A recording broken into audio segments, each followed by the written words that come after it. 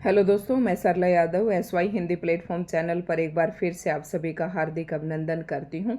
और इससे पहले की जो वीडियो डाली थी मैंने, वीडियो नंबर 55 में मैंने जो एक मैराथन क्लास ली थी और वो नाटक से रिलेटेड थी। तो उसमें नाटक से संबंधित जो भी थी बातें वो सारी मैंने उसमें पढ़ाने का प्रयास किया था। और जो भी विद्यार्थी ये चाहता है कि नाटक की जो रचनाएं हैं और उनके लेखक हैं, उनके प्रकाशन वर्ष हैं, उसकी वीडियो देखना चाहते हैं तो 133 वीडियो की एक प्लेलिस्ट है, वो एस्टेट के नाम से ही है। तो वो सारी वीडियोस देख लेना। वहाँ पर आपको कहानी, उपन्यास, नाटक, निबंध, जितनी भी एक गद्य विधाएं हैं, इन सब की वीडियोस आपको उसमें मिल जाएंगी। अब मैं दोबारा उसकी वीडियो इसलिए नहीं बना रही कि क्योंकि हमारे पास समय बहुत ही कम है और आपके पास वे समय बहुत ही कम है।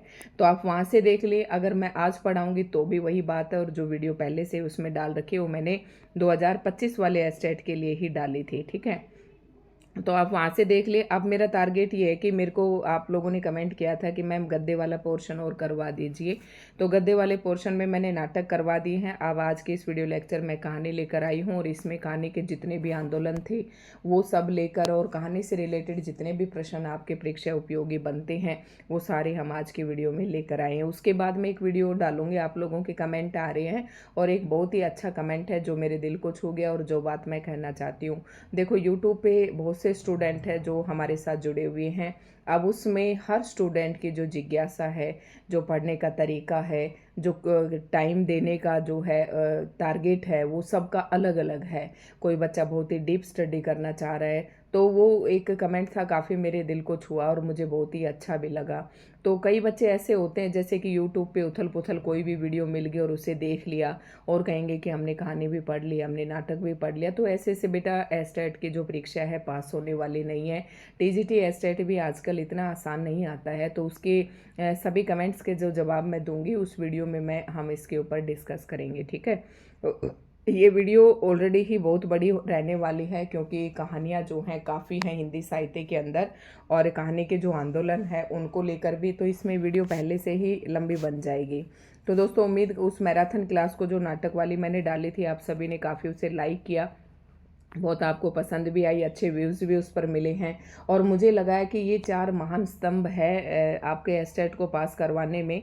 नाटक, कहानी, उपन्यास और निबंध, इनका बहुत ही रोल होता है। ठीक है, तो आप वहाँ से देख ले। एक कमेंट है छोटा सा जो कि मैम काव्य की वीडियो डाली है, तो उसको मैं कहना चाहूँगी कि काव्य ये गद्य खंड करवा रही है, और जो मैंने पद्य करवाए वही काव्य की वीडियो हैं सारी, जिसकी इस काव्य के अंदर भारतेंदु, द्विवेदी, छायावाद, प्रगति, प्रयोग, ये सारे काव्य की वीडियो हैं। तो आप उन्हें वहाँ से देख लें। तो धन्यवाद दोस्तों। जितना भी ये बातें अगर आपको अच्छी नहीं लगे तो आप इन्हें स्किप कर सकते हैं।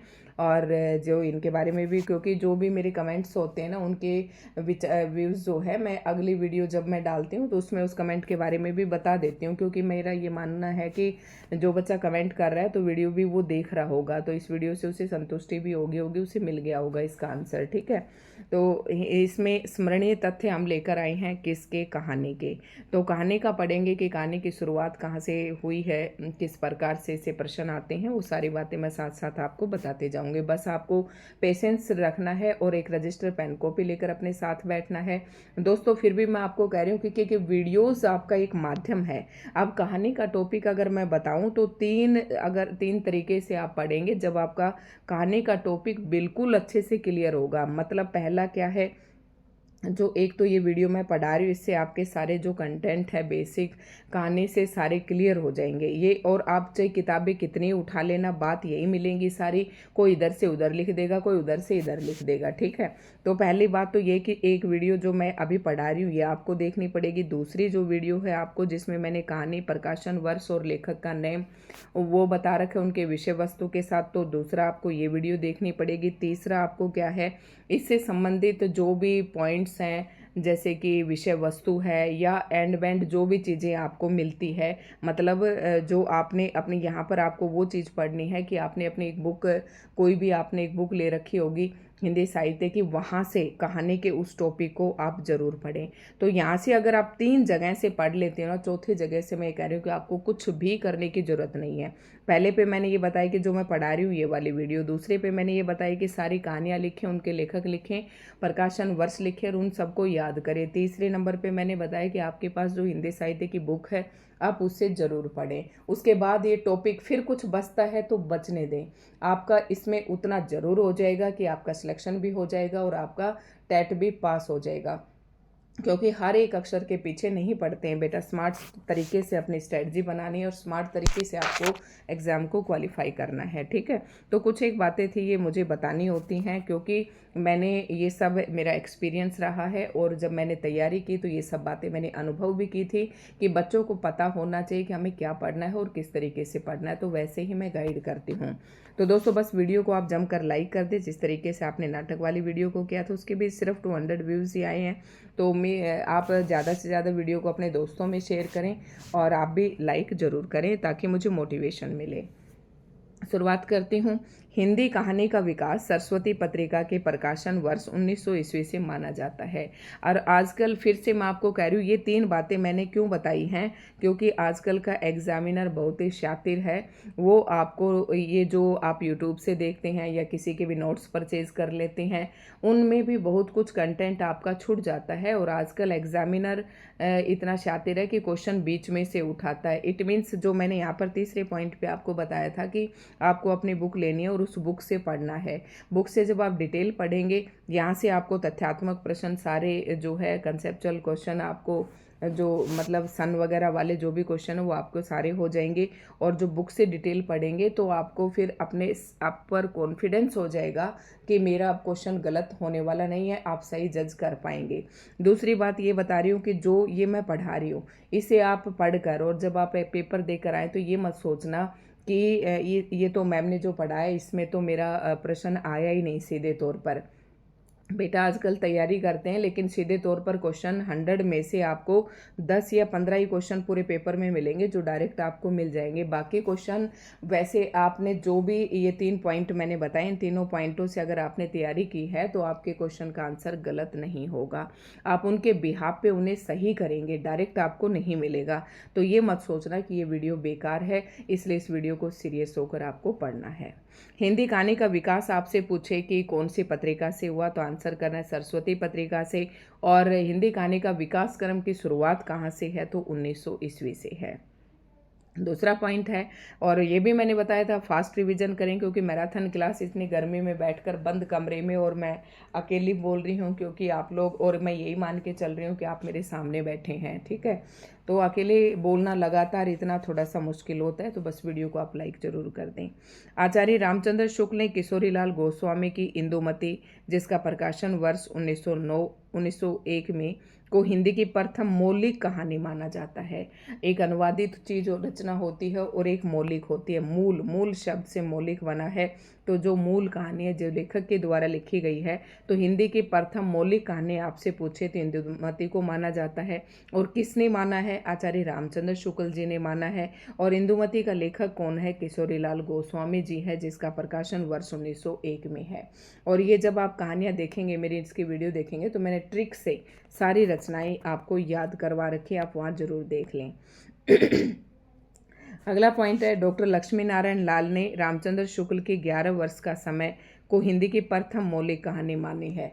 अब हिंदी साहित्य में क्या है कि अलग अलग विद्वान हर चीज़ को अपने अपने हिसाब से अलग अलग तरीके से मानता है।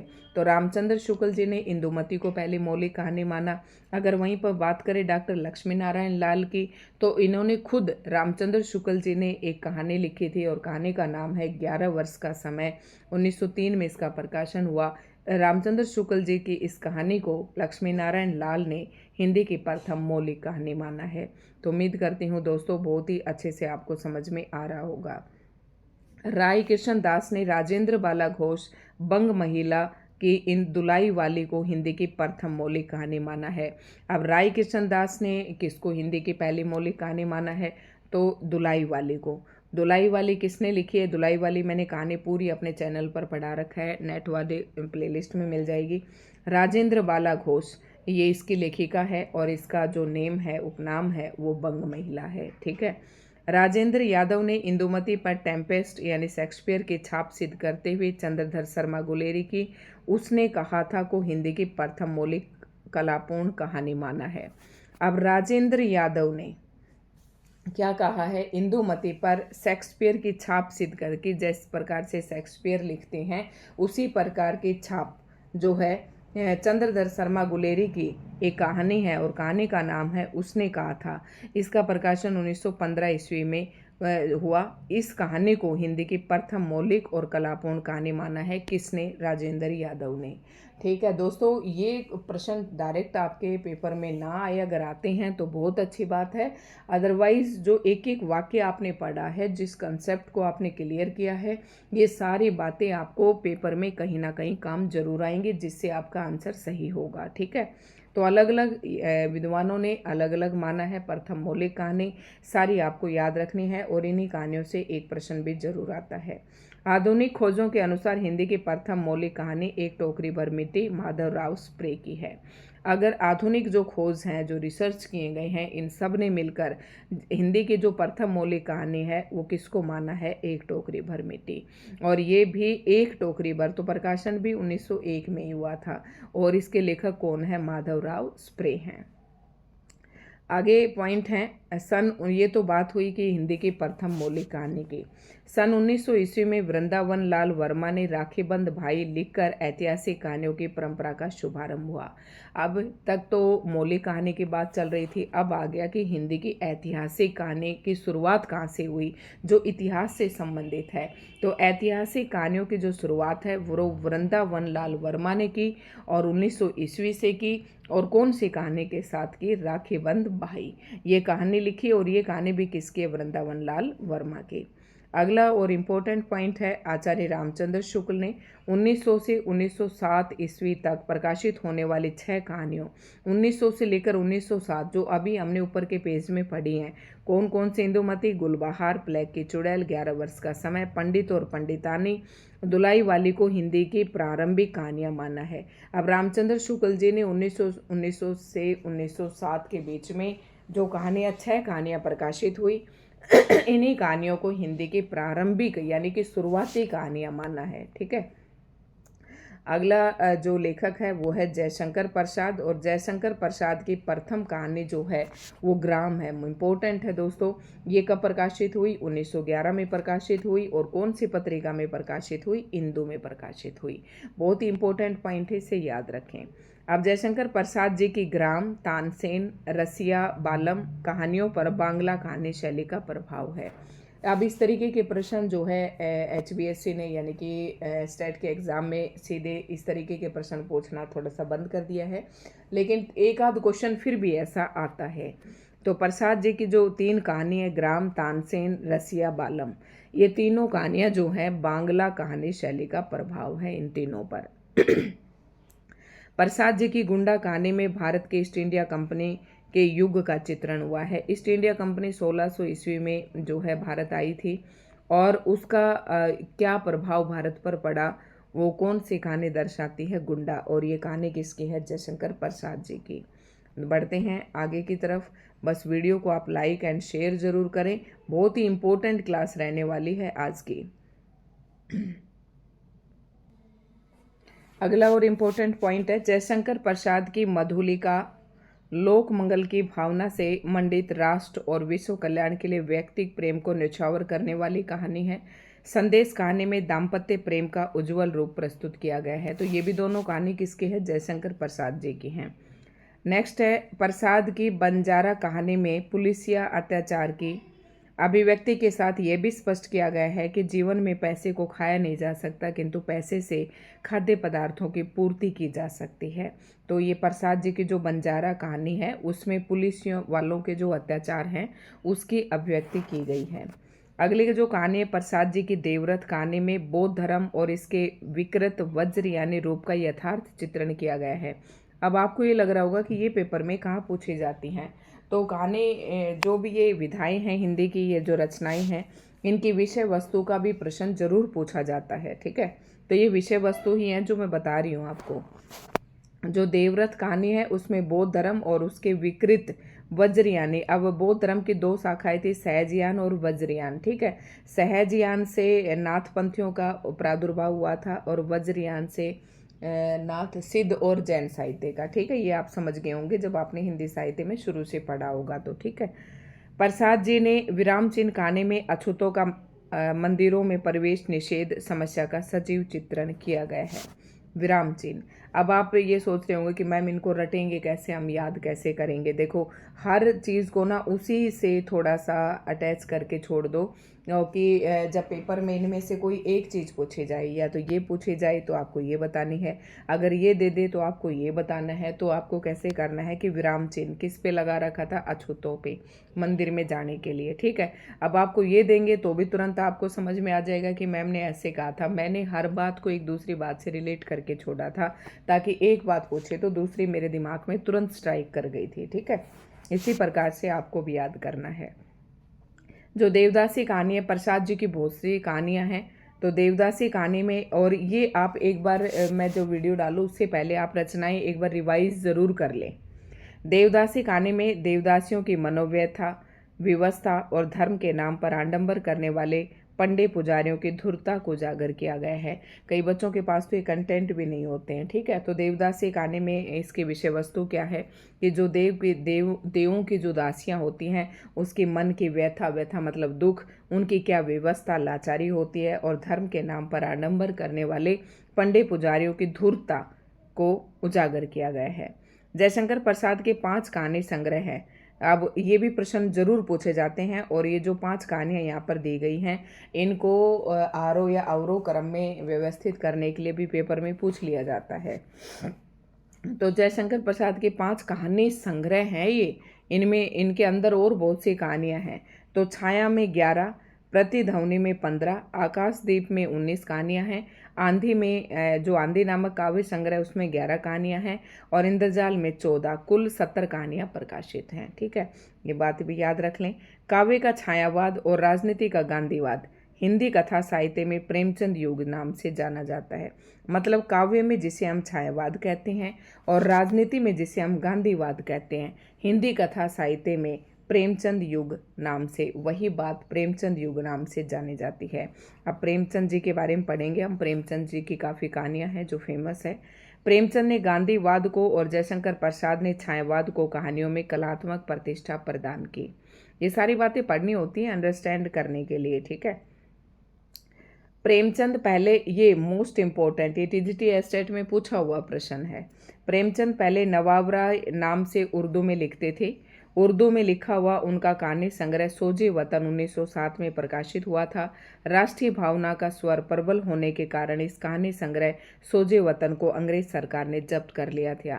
देखो, सोजे वतन जो कहानी संग्रह है ये कब लिखा था प्रेमचंद ने, 1907 में, और 1947 में देश आज़ाद हुआ। तो इससे पहले जो है लोग अपने अपने तरीके से लोगों के अंदर देशभक्ति की भावना को जागरूक करना चाह रहे थे।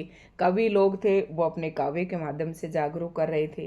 तो ऐसी एक रचना लिखी मुंशी प्रेमचंद ने जिसका नाम था सोजे वतन, और ये राष्ट्रीय भावना के इसमें प्रबल जो था स्वर था, ये इसलिए अंग्रेजों ने इसको जब्त कर लिया था। अब दूसरा प्रश्न, ये 2 प्रश्न यहाँ से पूछे जाते हैं। प्रेमचंद पहले उर्दू में किस नाम से लिखते थे? नवाब राय के नाम से। दूसरा ये कि सोजे वतन कहानी को प्रेमचंद का वह कौन सी रचना है जिसको अंग्रेजों ने जब्त कर लिया था? तो बताना है सोजे वतन। ठीक है, प्रेमचंद के इस कहानी संग्रह में 5 कहानियां संकलित हैं, और प्रेमचंद के कहानी संग्रह में कितने 5 कहानियां संकलित हैं। सोजे वतन, दुनिया का सबसे अनमोल रतन, शेख मखमूर, यही मेरा वतन है, तथा सांसारिक प्रेम और देश प्रेम। जो प्रेमचंद के इस कहानी संग्रह की बात कर रहे थे सोजे वतन की, इसमें कितने कहानी संग्रह हैं, कितनी कहानियां संकलित हैं? तो इसमें 5 कहानियां संकलित है, और ये 5 के नाम यहाँ पर दे रखे हैं। प्रेमचंद की हिंदी में रचित प्रथम कहानी सोत 1915 में प्रकाशित हुई।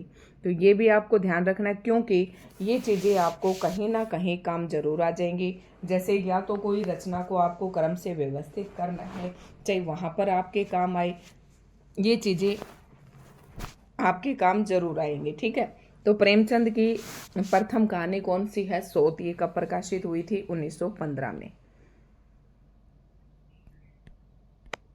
1916 में प्रेमचंद की पंच परमेश्वर कहानी प्रकाशित हुई। इसमें ग्रामीण जीवन, किसानों की सहृदयता, उनके काइयापन का चित्रण और उनके आदर्श की स्थापना है। पंच परमेश्वर कहानी आप सभी ने पढ़ ली होगी। इसमें अलगू और जुम्मन शेख होता है, एक बूढ़ी दादी भी होती है, काकी होती है, ठीक है, उसके बारे में है ये। और इसका प्रकाशन कब हुआ? 1916 में। तो इसमें क्या दिखाया गया है? ग्रामीण जीवन, किसानों की सहृदयता, उनके काइयापन का चित्रण और उनके आदर्श, ठीक है। अगला महत्वपूर्ण पॉइंट है सांसारिक प्रेम और देश प्रेम। कहानी को प्रेमचंद ने इटली के प्रसिद्ध देशभक्त मैजिनी के जीवन और संघर्षों को केंद्र बनाकर लिखा था। वैसे ये प्रश्न आज तक कहीं पूछा नहीं गया, लेकिन एक बार फिर आप भी पढ़ लें। प्रेमचंद उपनाम से लिखी गई पहली कहानी ममता है। अब आप इस पॉइंट का मतलब समझ गए होंगे कि प्रेमचंद पहले नवाब राय के नाम से लिखते थे उर्दू में, लेकिन प्रेमचंद उपनाम से नवाब राय, और बाद में ये प्रेमचंद नाम से हिंदी साहित्य में प्रसिद्ध हुए। तो प्रेमचंद उपनाम से इन्होंने पहली कहानी लिखी, वो ममता है, ठीक है। प्रेमचंद ने 300 से अधिक कहानियों की रचना की जो मानसरोवर के 8 भागों में प्रकाशित हुई। वेरी मोस्ट इम्पोर्टेंट पॉइंट, ये पॉइंट आपको कहीं ना कहीं पेपर में देखने को मिल जाता है और आपकी हेल्प करता है कि प्रेमचंद ने 300 से अधिक कहानियां लिखी और उन सभी कहानियों को मानसरोवर के 8 भागों में क्या कर दिया? प्रकाशित कर दिया। उसके बाद है प्रेमचंद कृत ढपोर शंख, विद्रोह, रामलीला, बड़े भाई साहब आदि वर्णनात्मक शैली में लिखी गई कहानियां हैं। और कानूनी कुमार, जादू, ये संवादात्मक शैली में लिखी हुई हैं। और मोटे राम शास्त्री की डायरी और डायरी शैली में, और दो सखियां और कुसुम आदि पत्रात्मक शैली की कहानियां लिखी। अब दो सखी और कुसुम क्या करती हैं? आपस में पत्र लिखती हैं, तो ये पत्रात्मक शैली में हो गया। कानूनी लोग क्या करते हैं? संवाद करते हैं, ज़्यादा अपने अपने संवादों का जादू चढ़ा देते हैं, तो ये कानूनी कुमार और जादू, ये संवादात्मक शैली हो गई, ठीक है। तो इस तरीके से आप कहीं से भी अपनी ट्रिक बना सकते हैं। मैथिली शरण गुप्त ने नकली किला और 99 का फेर नामक पद्यबद्ध कहानियों की रचना की। अब मैथिली शरण गुप्त की भी ये रचना थोड़ी सी कमी पूछी जाती है, तो मैंने कहा कि इंपॉर्टेंट पॉइंट्स की तरफ हम बढ़ते चलेंगे, ठीक है। ये सब आप थोड़ी सी अपने नॉलेज के लिए पढ़ ले ताकि क्वेश्चन आए तो आपका गलत ना हो। ये मैं अपनी बुक से पढ़ा रही हूँ, जो भी अंडरलाइन कर रखी इंपॉर्टेंट चीज़ को मैंने इतना ही पढ़ा था। डॉक्टर रामविलास शर्मा ने मुंशी प्रेमचंद को कबीर के बाद हिंदी का सबसे बड़ा व्यंग्यकार माना है। ये पॉइंट इंपॉर्टेंट है। रामविलास शर्मा ने मुंशी प्रेमचंद के बाद मतलब कबीर के बाद अगर कोई आया व्यंग्यकार तो वो मुंशी प्रेमचंद है, ऐसा किसका मानना है? रामविलास शर्मा का। अगला पॉइंट है केशव प्रसाद सिंह की चंद्रलोक की यात्रा हिंदी की प्रथम वैज्ञानिक कहानी है। ये डायरी शैली में लिखी गई है, ये भी इम्पोर्टेंट है, याद रखना। चंद्रलोक की यात्रा हिंदी की प्रथम वैज्ञानिक कहानी है। ये कहानी कौन सी शैली में लिखी गई? डायरी शैली में। चंद्रधर शर्मा गुलेरी की 3 कहानियां हैं और तीनों बहुत ही इंपॉर्टेंट है, आपको याद रखनी है। चंद्रधर शर्मा गुलेरी की कहानी उसने कहा था, ये खूब पेपर में आती है, चाहे तो मिलान करने में आए या कुछ और पूछा जाए, ठीक है। सन 1915 में सरस्वती में प्रकाशित हुई थी। इस कहानी में पहली बार फ्लैशबैक शैली का प्रयोग हुआ था, इसलिए ये कहानी जरूर कहीं ना कहीं पेपर में पूछी जाती है कि इस कहानी में उसने कहा था, चंद्रधर शर्मा गुलेरी की उसने कहा था कहानी में कौन सी शैली का प्रयोग किया गया है? फ्लैशबैक। फ्लैशबैक शैली होता है जिसमें पीछे की बातों को दिखाया जाता है, ठीक है। गुलेरी जी की पहली कहानी सुख में जीवन है। बुद्धू का काटा, उसने कहा था सुख में जीवन। ये 3 कहानियां हैं चंद्रधर शर्मा गुलेरी की। उसके बाद आता है विशंबर नाथ शर्मा कौशिक की प्रथम कहानी कौन सी है? रक्षाबंधन है। चतुरसेन शास्त्री की दुखवा, मैं कासे कहूँ मोरी सजनी कहानी बांग्ला कथाकार हरि साधक मुखोपाध्याय, ये भी आप रहने दें, ठीक है। उसके बाद आता है विशंबर नाथ शर्मा कौशिक, ज्वालादत्त शर्मा तथा पदुम लाल पुन्नालाल बख्शी कथानक प्रधान कहानियां लिखने में सिद्धत। यानी कि आपसे ये पूछ सकता है विशंबर शर्मा की जो कहानियां किस प्रकार की हैं, तो ये कथानक प्रधान कहानियां लिखते थे ये सभी लोग, ठीक है। हर पॉइंट को थोड़ा थोड़ा आप क्लियर करते चलें। प्रेमचंद, यशपाल और अमृतलाल नागर ने मुस्लिम पात्रों को केंद्र में रखकर सर्वाधिक कहानियां लिखी। ये इंपॉर्टेंट पॉइंट है। प्रेमचंद, यशपाल और अमृतलाल नागर, ये 3 ऐसे हैं जिन्होंने अपनी कहानियों के ज़्यादातर पात्र मुस्लिम रखे। अब नेक्स्ट जो पॉइंट है ये याद रखना, इस प्रकार के प्रश्न पूछे जा सकते हैं। यशपाल प्रगतिवादी धारा के प्रतिनिधि कहानीकार हैं। प्रगतिवाद तो समझते हैं जिसमें शोषण और शोषक का मतलब बातें होती हैं जिसके बारे में, तो उसे प्रगतिवाद कहते हैं। यशपाल को क्या माना जाता है? प्रगतिवादी धारा के प्रतिनिधि कहानीकार। अब यशपाल ने जो भी कहानियाँ लिखी वो सारी प्रगतिवाद से संबंधित थी। और यशपाल की कहानियों का पहला संग्रह है पिंजड़े की उड़ान, 1939 में प्रकाशित हुआ। इसमें सन 1934 से 1938 ईस्वी के मध्य जेल में लिखी गई कहानियाँ संकलित है। यानी कि 1939 में प्रकाशित हुआ और 1934 से लेकर 1938 तक यशपाल जो थे ये जेल में बंद थे और उस दौरान जो भी इन्होंने कहानियाँ लिखी वो इससे प्रकाशित करवा दी। इलाचंद्र जोशी मनोविश्लेषणवादी कथाकार हैं, ये भी इम्पोर्टेंट है। यशपाल प्रगतिवादी धारा के कवि हैं और इलाचंद्र जोशी किस प्रकार की कहानी लिखते थे? मनोविश्लेषणवादी। इनकी कहानियों में दमित वासना, मतलब जो काम वासना इंसान के अंदर दबी हुई होती है, तज्जनित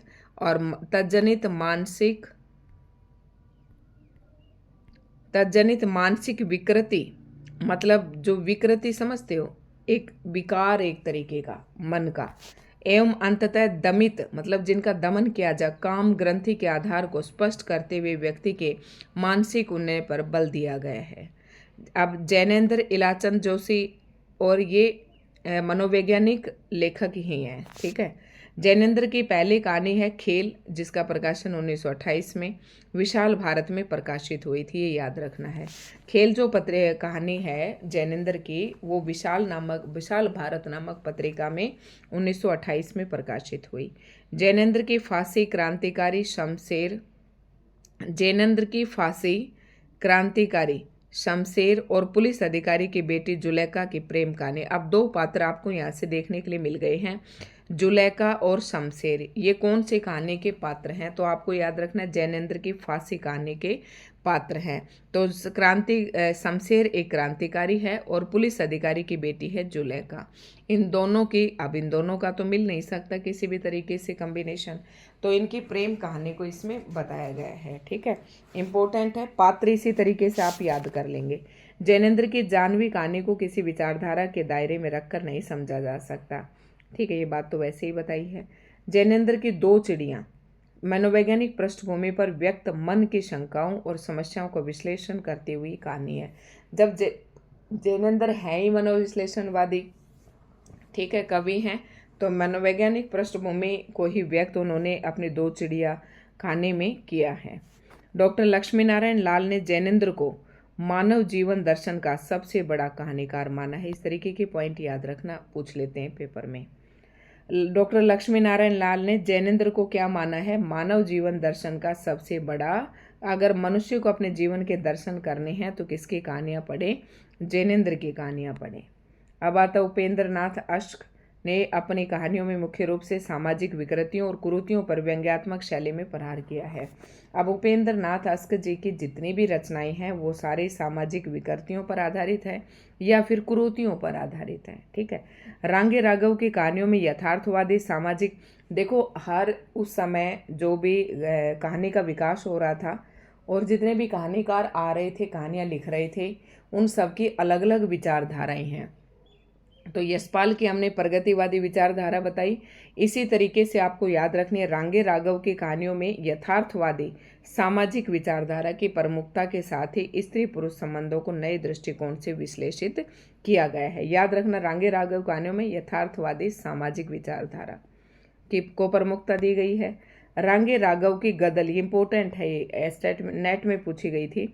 राजस्थानी परिवेश में प्रेम की निगूढ़ अभिव्यक्ति की दृष्टि से हिंदी की महत्वपूर्ण चर्चित कहानी है। ये पूछ लेते हैं गदल कहानी किसकी है, तो बताना रांगे राघव की। डॉक्टर शिवदान सिंह चौहान ने गदल को उसने कहा था के बाद उसी स्तर की कहानी माना है। आपको पता है जब प्रारंभिक कहानियाँ थी चंद्रदत्त शर्मा गुलेरी की, उसने कहा था, इसकी काफ़ी चर्चा हुई थी, काफ़ी प्रसिद्ध कहानी है। और शिवदान सिंह चौहान ने गदल को भी उसी स्तर की कहानी माना है। आचार्य चतुरसेन शास्त्री की पहली कहानी गृह लक्ष्मी है। अब चतुरसेन की बात करेंगे, इनकी पहली कहानी गृह लक्ष्मी है। राहुल सांकृत्यायन के सप्तमी के बच्चे वर्ग संघर्ष के आधार पर सामाजिक और आर्थिक स्थितियों का चित्रण करने वाली कहानी है। वर्ग, हमारा समाज शोषक और शोषित और काफ़ी वर्गों में, ऊंच नीच वर्ग में बटा हुआ है, तो इनके बीच में जो संघर्ष होता है और किस प्रकार से लोग सामाजिक और आर्थिक मतलब विभिन्नता रखते हैं, इसको दिखाया गया सप्तमी के बच्चे।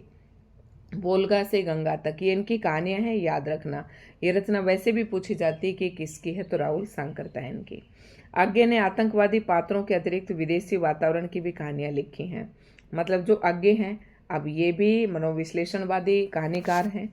अब आज्ञे ने जो आतंकवादी पात्रों के अलावा और कौन से विदेशी वातावरण की कहानियां भी लिखी। आगे की लेटर बॉक्स, शरणदाता, बदला कहानियां देश विभाजन की पृष्ठभूमि पर आधारित है। देश विभाजन जब 1947 में हिंदुस्तान और पाकिस्तान का बंटवारा हुआ था, उस समय के विभाजन पर आधारित है। ठीक है, कौन कौन सी? लेटर बॉक्स, शरणदाता, बदला। आज्ञाकृत रोज जो है, आज्ञाकृत रोज नारी की, रोज जो कहानी है वो नारी जीवन की एक रस्ता को मार्मिक ढंग से चित्रित करने वाली कहानी। याद रखना, ऐसे ऐसे पेपर में बहुत पूछे जाते हैं। रोज कहानी किसकी है? ये आज्ञे की है। डॉक्टर नामवर सिंह ने शिवप्रसाद सिंह की दादी माँ को हिंदी की पहली नई कहानी माना है। डॉक्टर नामवर सिंह ने, ये आलोचक है, समीक्षक है, ने शिव प्रसाद सिंह, कहानी में बहुत ही नाम है शिव प्रसाद का, कि दादी माँ को, शिव प्रसाद जी की एक कहानी है दादी माँ, इस कहानी को हिंदी की पहली नई कहानी माना है। कुछ समीक्षक उषा प्रियवंदा की कहानी वापसी को हिंदी की पहली कहानी मानते हैं। तो दोनों का आपको याद रखना है। निर्मल वर्मा के प्रथम कहानी संग्रह परिंदे, बहुत ही इंपॉर्टेंट है निर्मल वर्मा की, तो बहुत ही इंपॉर्टेंट है। प्रथम कहानी संग्रह कौन सा है? परिंदे। कब प्रकाशित हुआ? 1960 में। को डॉक्टर नामवर सिंह ने नई कहानी की पहली कृति माना है। मतलब वहां से तो शुरुआत हुई थी किसकी? नई कहानी। पहली हिंदी की पहली नई कहानी माना है दादी माँ को नामवर सिंह ने। और नामवर सिंह ने नई कहानी की पहली रचना किसको कहा है? वो परिंदे को कहा है। ठीक है, उसके बाद अगला है। तो वीडियो ये थोड़ी सी लंबी बनेगी और मैं थोड़ा रोक रोक के वीडियो रिकॉर्ड कर रही हूँ। मैं थोड़ी देर अब बाहर घूम के आऊँगी, क्योंकि अकेले इस तरीके से बोला नहीं जाता है। फिर से यहीं से बनानी शुरू कर दूँ, क्योंकि देखो बेटा, आप लोगों कह देते हो कि इतना आसान नहीं है वीडियो रिकॉर्ड करना भी। बस वीडियो को आप लाइक एंड शेयर ज़रूर करें। अब अगला जो पॉइंट है दोस्तों, वो है नई कहानी आंदोलन। तो नई कहानी आंदोलन जो चला 1955 के आसपास, 1960 के आसपास जो आंदोलन था, उसे नई कहानी आंदोलन का नाम दिया गया।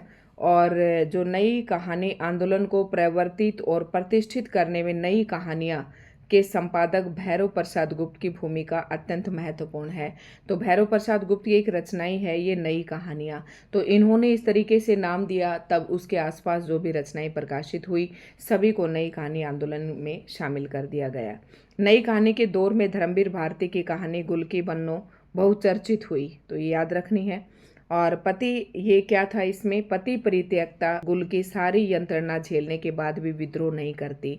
मतलब गुल की ये भी पात्र है, गुल की बन्नो। तो ये कहानी है किसकी? धर्मवीर भारती की। और इसकी पात्र कौन है? ये है गुल की। और ये क्या है? पति से त्यागी गई औरत है। ये अपने पत्नी के द्वारा दी गई सारी यंत्रणा, मतलब सारी परेशानियां, सारे दुख दर्द झेलने के बाद भी उसका विद्रोह नहीं करती है। अंततः पति से कहती है, तुम्हारे सिवाय हमारा लोक परिलोक में कौन है? ये मानसिकता परंपरागत संस्कारों में पली निम्न मध्य वर्गीय नारी मात्र की, आप सभी को पता है। इसी तरीके से कहती हैं हमारे यहाँ की जो मिडिल क्लास फैमिली की, लेकिन आजकल तो स्थिति बदल चुकी है। ठीक है, तो ये याद रखना है गुल की। पांडे बेचन शर्मा उग्र कृत उसकी माँ कहानी के आधार पर नंदुलारे वाजपेयी ने उग्र को हिंदी का पहला राजनीतिक कहानीकार माना है। हिंदी का पहला राजनीतिक कहानीकार किसको माना जाता है? ये प्रश्न आपसे पूछा जा सकता है, तो आपको आंसर करना है पांडे बेचन शर्मा उग्र। और उसकी कौन सी कहानी? उसकी माँ। इस कहानी के आधार पर किसने कहा इनको? नंदुलारे वाजपेयी ने कहा है। पांडे बेचन शर्मा उग्र की आरंभिक 12 कहानियों का संग्रह चिंगारियां प्रकाशित हुआ। इन कहानियों में व्यक्त क्रांतिकारी विचारों के कारण अंग्रेज सरकार ने 1928 में से जब्त कर लिया। ठीक है, इसे भी अंग्रेज सरकार ने जो है जब्त कर लिया था। किसकी? पांडे बेचन शर्मा उग्र की। शुरू की जो 12 कहानियां थी उनका संग्रह का नाम था चिंगारियां, इसे भी जब्त कर लिया। आगे है बनारसी दास चतुर्वेदी, संपादक रहे हैं विशाल भारत पत्रिका के। इन्होंने बेचन शर्मा उग्र की रचनाओं को घासलेटी साहित्य कहकर प्रबल विरोध किया। तो ये भी प्रश्न कई बार पूछा जाता है कि किस रचनाकार की रचनाओं को घासलेटी साहित्य कहा जाता है और कौन कहता है। तो घासलेटी साहित्य कहा जाता है बेचैन शर्मा उग्र की रचनाओं को। किसने कहा है? बनारसी दास चतुर्वेदी ने। ठीक है। और घासलेटी साहित्य कहकर इसका विरोध ही कर दिया था कि इनकी रचनाएं कोई रचनाएं नहीं है, इनकी उपेक्षा सी कर दी थी। पांडे बेचैन शर्मा उग्र ने समाज के उपेक्षित और प्राय निम्न वर्ग के पात्रों के माध्यम से सामाजिक भ्रष्टाचार के अनेक रूपों को उभारा है। तो ये पॉइंट आप याद रखें। आप देखो जिस पर मैंने इंपॉर्टेंट लिखा हुआ है, शिव प्रसाद सिंह की कहानी खैरा पीपल कभी न डोले के गांव में यथार्थ स्वरूप वहाँ की सांस्कृतिक, सामाजिक और प्राकृतिक स्थिति का बड़ा ही प्रभावशाली और मोहक चित्रण हुआ है। ये शिव प्रसाद, इन्होंने ग्रामीण आंचलिक जैसे उपन्यास भी आंचलिक लिखे हैं, तो कहानियाँ भी इनकी गांव के वातावरण से जुड़ी हुई और गांव के यथार्थ स्वरूप का दर्शन करती हुई नजर आती हैं। तो इसी तरीके की खैरा पीपल कभी न डोले, इस तरीके की कहानी है। दूधनाथ सिंह की कहानियों में एकाकीपन है और निर्वसन की भावना अधिक उभर कर आई है। ये प्रश्न आपसे पूछा जा सकता है। दूधनाथ की जो कहानियां हैं दूधनाथ सिंह की, उनमें अकेलापन है और निर्वसन मतलब त्याग सा करना की भावना अधिक उभर कर आई है। कमल जोशी के जीवन चक्र अछूतों की समस्या इस तरीके की, आप पढ़ें तो पढ़ लेना, इतनी खास नहीं है। अब आ जाते हैं फणीश्वर नाथ रेणु की। इनकी सारी ही कहानियां जो हैं इम्पोर्टेंट है। फणीश्वर नाथ रेणु की सर्वाधिक प्रसिद्ध कहानी तीसरी कसम उर्फ मारे गए गुलफाम है। इस कहानी पर इसी नाम से फिल्म भी बनी हुई है। अब आपसे प्रश्न पूछ सकते हैं कि फणीश्वर नाथ रेणु की कौन सी कहानी है जिस पर फिल्म बनी हुई है, तो आपको बताने तीसरी कसम उर्फ मारे गए गुलफाम, इस कहानी पर। तीसरी कसम में 40 वर्षीय ग्रामीण गाड़ीवान हीरामन और नर्तकी हीराबाई के परस्पर आकर्षण की कहानी। अब तीसरी कसम की विषय वस्तु पूछिए आपको इस कहानी की, तो उसमें 40 वर्ष की एक हीरामन है और नाचने वाली जो नर्तकी है वो हीराबाई है। हीराबाई और हीरामन दो इसके पात्र हैं तीसरी कसम में। दो पात्र हैं, तीसरी कसम खाते हैं। ठीक है, तो याद रहेगी। मोहन राकेश की कहानी एक और जिंदगी का नायक उद्विग्न है। ये याद रखें, ये पात्र है उद्विग्न। ये कौन सी कहानी का है? एक और जिंदगी। और ये किसकी है? मोहन राकेश की। उसे सहानुभूति की तलाश है। कारण यह है कि पत्नी उसकी उपेक्षा करती है, वह नौकरी करती है और आर्थिक रूप से स्वतंत्र है। मतलब जो ये नायक है उद्विग्न, ये क्या करता है, इसे सहानुभूति नहीं मिलती, सिंपैथी नहीं मिलती अपनी पत्नी से, क्योंकि उसकी पत्नी नौकरी करती है, अपना पैसा कमाती है और उसकी एक नहीं सुनती है। लेकिन ये चाहता है कि उसे भी अपनी पत्नी की तरफ से सहानुभूति मिले। तो एक और जिंदगी। ठीक है, इस तरीके से आप इसका हिंट बना सकते हैं। अगला जो पॉइंट है, अब हम इम्पोर्टेंट पढ़ेंगे। मेन जो है लेखक, उनकी कहानियां हो चुकी हैं लगभग। विष्णु प्रभाकर सामाजिक जीवन की समस्याओं को लेकर हर प्रकार की मानवीय पीड़ा से व्यथित होने वाले वाद मुक्त कथाकार हैं। तो ये इसमें कोई आम बात नहीं है, मतलब मुख्य बात नहीं है। कमलेश्वर ने आम आदमी की कहानी और समानांतर कहानी आंदोलन चलाया, वेरी मोस्ट इम्पोर्टेंट।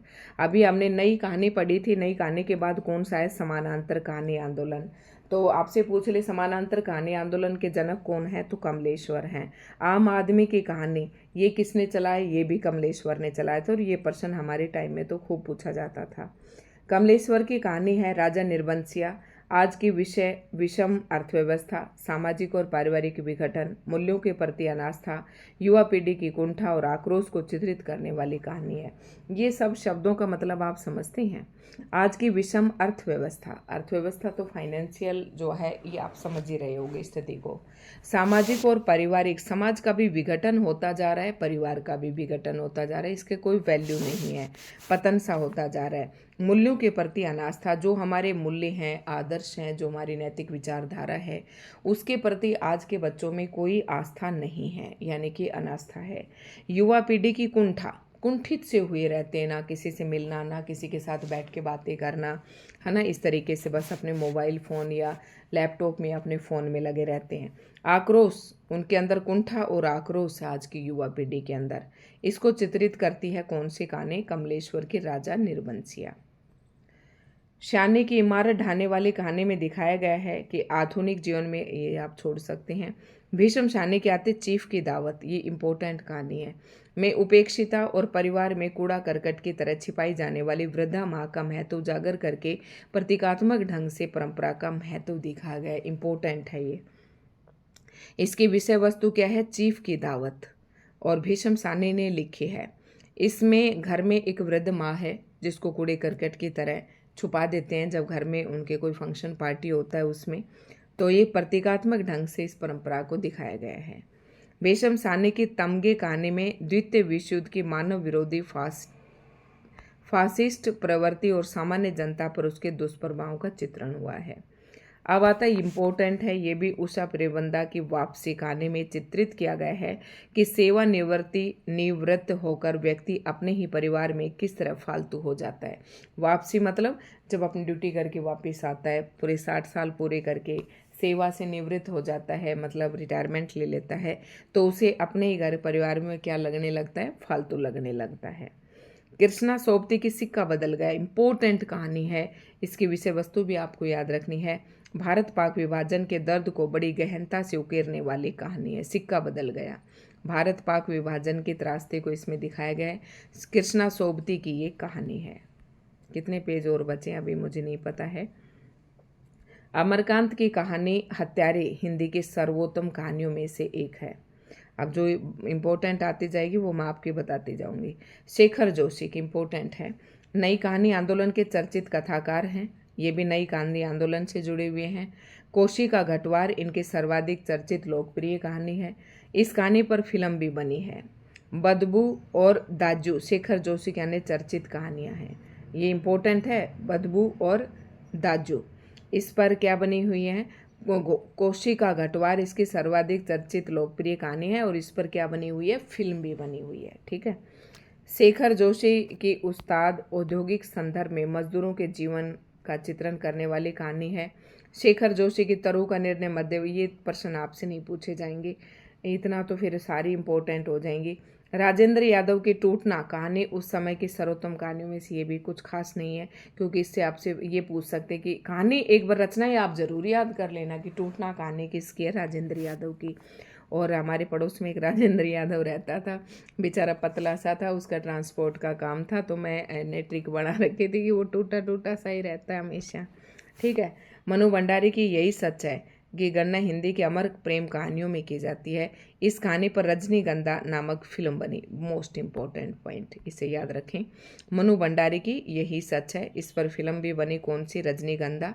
और ये गणना हिंदी की अमर प्रेम कहानी, यानी कि यही सच है, इसमें प्रेम कहानी है। मनु भंडारी की कहानी रानी माँ का चबूतरा में मजदूर वर्ग के असहाय नारी की दरिद्रता संघर्ष का अत्यंत मार्मिक चित्रण हुआ है। मधुकर सिंह की कहानी लहू पुकारे आदमी में चित्रित किया गया। बस एक बार ये जरूर देख लेना कि रचना किसकी है। अब यहाँ पर अब्दुल बिस्मिल्लाह की कहानी भी आती है पेपर में। कौन सी? सुलह, अतिथि देवो भव, कई सारी कहानियाँ हैं इनकी। तो जो अब्दुल्ला बिस्मिल्लाह है, इस सुलह में एक असहाय ग्रामीण पात्र पुलिस और उच्च वर्ग की मिली भगत पहचान कर सुलह अपने ढंग से अर्थात जालिम को पीट कर करता है। तो थोड़ा सा एक बार पढ़ लें इनको बस। अतिथि देवो भव, ये रचना पूछी जाती है किसकी है? तो अब्दुल बिस्मिल्लाह की है। इस कहानी संग्रह में वर्तमान व्यवस्था के अंतर्गत पनपने वाले अन्याय ये आप रहने दें। और गिरिराज किशोर की कहानियों में क्या है? निम्न मध्य वर्गीय परिवारों में रूढ़ियों में से जकड़ी नारी की पीड़ा, शिक्षा, ये सब। ठीक है, पढ़ लेना, हर बात पेपर में आने लायक नहीं होती है, जो इम्पोर्टेंट है वो मैं आपको ज़रूर बता दूंगी। उसके बाद है मिथिलेश्वर की, भी इतनी पेपर में नहीं पूछती हैं भाई, आजकल के नए नए कहानीकार देख लेते हैं। मिथिलेश्वर को श्रेष्ठ तथा लेखन के लिए मध्य प्रदेश साहित्य परिषद द्वारा अखिल भारतीय मुक्ति बोध पुरस्कार, सोवियत लैंड पुरस्कार, उत्तर प्रदेश हिंदी संस्थान द्वारा यशपाल पुरस्कार और अमृत पुरस्कार प्राप्त हुए हैं। भाई काफ़ी इम्पोर्टेंट है। हरिशंकर परसाई की देखो अब आप। हरिशंकर परसाई कृत रानी नागमती की कहानी इम्पोर्टेंट है ये इनकी। वस्तुतः रानी केतकी की कहानी का अनुकरण करते। रानी केतकी की कहानी लिखी हुई है ना, ठीक उसी तरीके से रानी नागमती कहानी, परंतु उसका विषय नया है, दृष्टि नई और सशक्त है।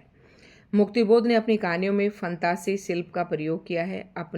उनकी विद्रोही मानसिकता उनके कथानकों में बखूबी देखी जा सकती है।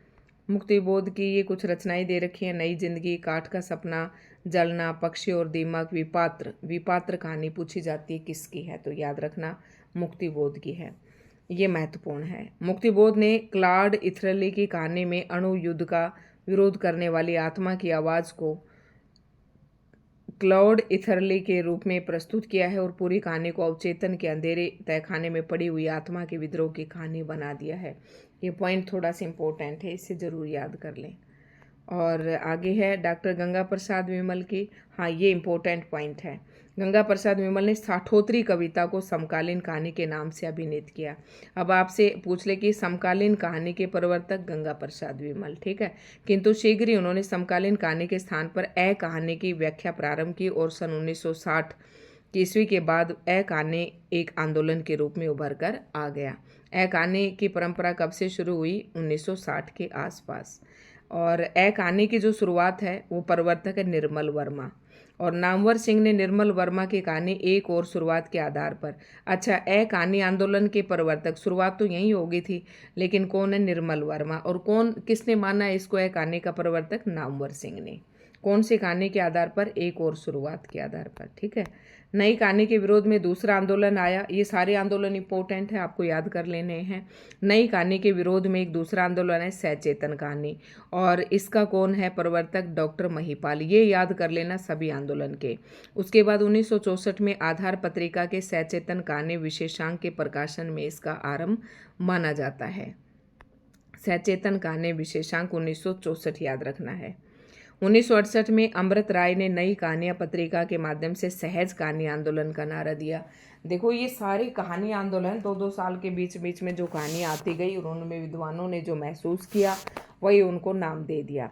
1968 में अमृत राय ने नई कहानियाँ पत्रिका, ये पत्रिका है नई कहानियाँ, किसकी? अमृत राय की, इसके माध्यम से सहज कहानी आंदोलन का नारा दे दिया, ठीक है।